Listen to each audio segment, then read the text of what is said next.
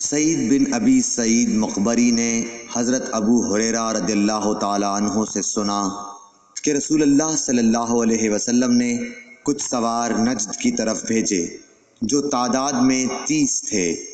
یہ لوگ بنو حنیفہ کے ایک شخص کو جس کا نام ثمامہ بن اسال تھا پکڑ کر لائے۔ انہوں نے اسے مسجد کے ایک ستون سے باندھ دیا۔ پھر رسول اللہ صلی اللہ علیہ وسلم تشریف لائے اور تیسرے روز ثمامہ کی نیک طبیعت دیکھ کر آپ نے فرمایا کہ ثمامہ کو چھوڑ دو۔ رہائی کے بعد وہ مسجد نبوی سے قریب ایک کھجور کے باغ تک گئے اور وہاں غسل کیا۔